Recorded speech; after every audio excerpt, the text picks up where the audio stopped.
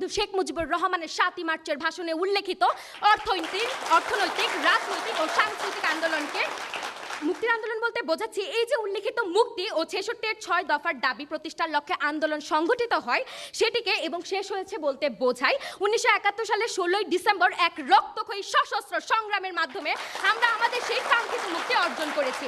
আজকের বিতর্কের সুবিধার্থে যে ৫টি ক্ষেত্রের উপর আমরা আমাদের প্রস্তাবনাটি আলোকপাত করতে যাচ্ছি তা হলো অর্থনৈতিক মুক্তি, রাজনৈতিক মুক্তি, সাংস্কৃতিক মুক্তি, ধর্মনিরপেক্ষতা ও নাগরিক অধিকার নিশ্চিতকরণ।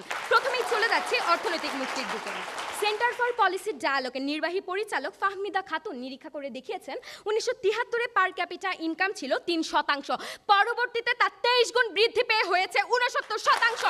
এর মাধ্যমে বাংলাদেশ সরকার হয়েছে স্বাবলম্বী, যার ফলে বিশ্ব ব্যাংকের প্রত্যাখ্যানের পরেও নিজ অর্থায়নের মাধ্যমে আমরা তৈরি করতে পেরেছি পদ্মা সেতু, metro rail, submarine cable, Bangabandhu satellite, Karnaphuli tunnel, Matarbari port এবং কয়লা বিদ্যুৎ কেন্দ্র, রূপপুর পারমাণবিক বিদ্যুৎ কেন্দ্রের মতো বৃহৎ প্রকল্প। চট্টগ্রামের মিরসরাই সাউথ এশিয়ার সবচেয়ে বড় ইকোনমিক জোন এবং এইসবের মধ্যে যোগাযোগ রক্ষার জন্যও বাংলাদেশ সরকারের তত্ত্বাবধানে elevated expressway, Cox's Bazar maritime runway, Shahjalal third terminal, নতুন কার্গো বিমান এয়ারলাইন্স তৈরি করা হচ্ছে। মানে স্পিকার, পদ্মা সেতুর মাধ্যমে ২৭টি জেলা যুক্ত করা যাচ্ছে। বিবিসি এর রিপোর্ট মতে রূপপুর হচ্ছে ২.৪ গিগাওয়াট ক্ষমতা সম্পন্ন একটি পরিকল্পিত পারমাণবিক বিদ্যুৎ কেন্দ্র। এর মাধ্যমে দেশের প্রত্যন্ত অঞ্চলে বিদ্যুৎ সরবরাহ সম্ভব হচ্ছে, যেখানে আগে বিদ্যুৎ সরবরাহ ছিল সাপের ৫ পা দেখার মতন। এর মাধ্যমে মানুষ কি হচ্ছে, আমাদের দেশের মানুষ আরো বেশি কর্মক্ষম হয়ে যাচ্ছে, তাদের অর্থনৈতিক হার আরো বেশি বৃদ্ধি পাচ্ছে এবং আমাদের দারিদ্রতার হার কমে যাচ্ছে। এখানে লক্ষণীয় ১৯৭১ সালে দরিদ্রতার হার ছিল ৮০%, ক্রমান্বয়ে তা কমে যাচ্ছে, কমে ১৯৭৩-এ তা এসেছে ৫৫.৭% এবং ২০১৬-তে তা ১৭.৫ এবং বর্তমানে তা ১১.৩% নেমে এসেছে।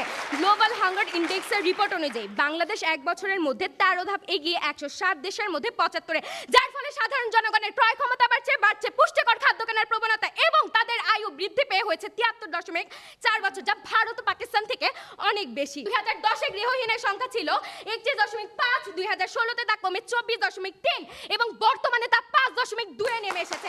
অর্থাৎ বাংলাদেশ স্বাবলম্বী হচ্ছে এবং বাংলাদেশের এসব সাফল্য দেখে পাকিস্তানের প্রধানমন্ত্রী ইমরান খান বেশ খানিকটা আক্ষেপ করেই বলেছেন, আমাকে বাংলাদেশ বানিয়ে দাও। অর্থাৎ আমরা সার্বিকভাবে উন্নয়ন করেছি এবং আমাদের সেই উন্নতির ধারা বজায় রেখে আমরা এখন ব্যক্তি সাধারণ পর্যায়েও আমাদের উন্নতির ধারা অব্যাহত রেখেছি।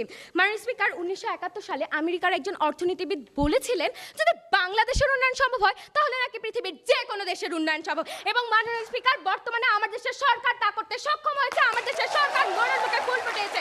অর্থাৎ মাননীয় স্পিকার, আমরা বলতে চাই ১৯৭১ সালে ৭ই মার্চের ভাষণে বঙ্গবন্ধু যে সাংস্কৃতিক, অর্থনৈতিক ও রাজনৈতিক মুক্তির কথা বলেছিল, বর্তমানে তা অর্জিত এবং আমার দেশের সরকার তা আরো সমৃদ্ধ করার জন্য কাজ করে যাচ্ছে।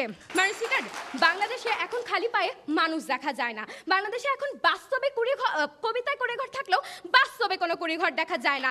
১২ বছর আগে আমরা ক্ষুধা ও দারিদ্র্যমুক্ত বাংলাদেশ বিনির্মাণ করব বলেছিলাম।